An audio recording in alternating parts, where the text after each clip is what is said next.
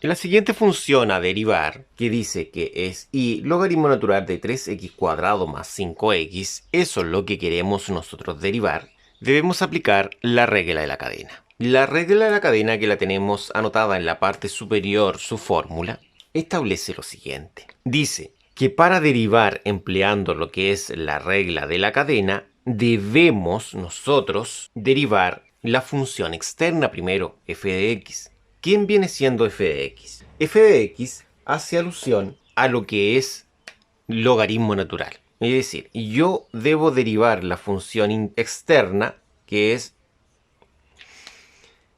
logaritmo natural de la función x. Para que se entienda, x hace el papel de y de x en la regla de la cadena. Entonces, nosotros podemos decir que todo esto que está acá adentro realmente es x.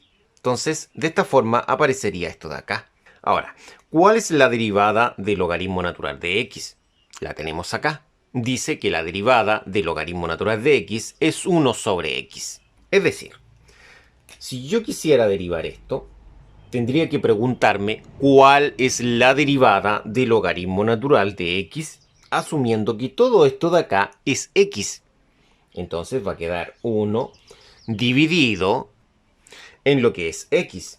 Ahora, x sería lo de acá adentro. Pero resulta que en esta oportunidad x está formada por una función derivable.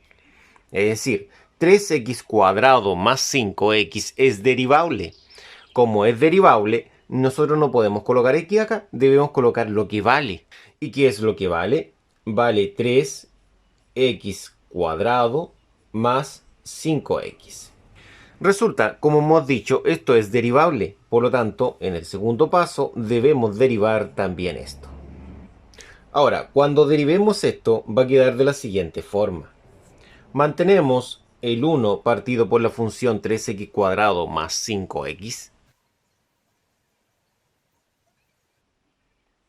Ahora, esta debemos derivarla. ¿Cómo debemos derivarla? Si nos damos cuenta acá, lo que es 3x cuadrado más 5x es una derivada de una suma de funciones.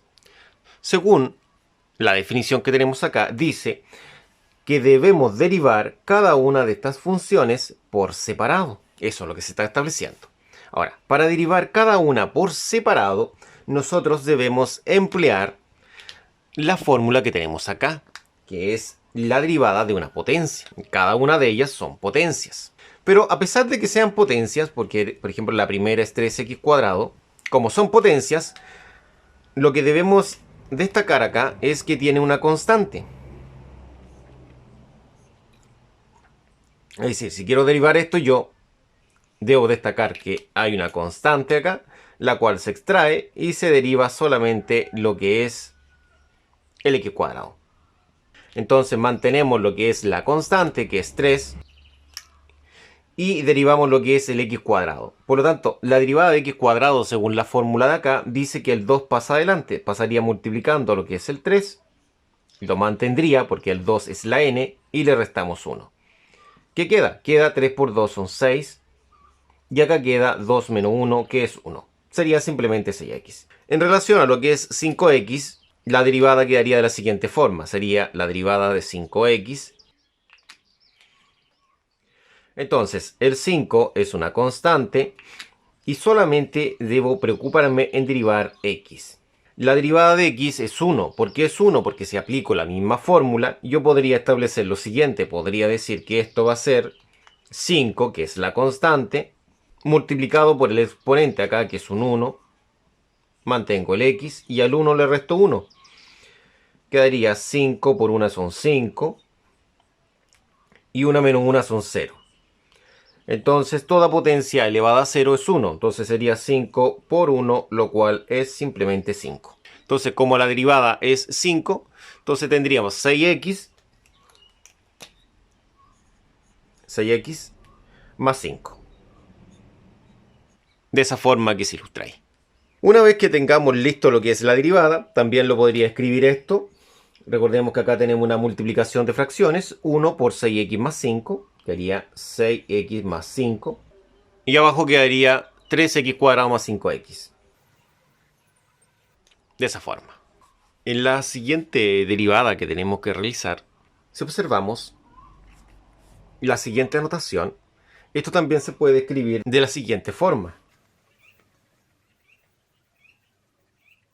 Es decir, todo esto quedaría elevado al cuadrado. Entonces lo elevamos a lo que es el cuadrado. Entonces, cuando realicemos la derivada, acá debemos aplicar lo que es la regla de la cadena.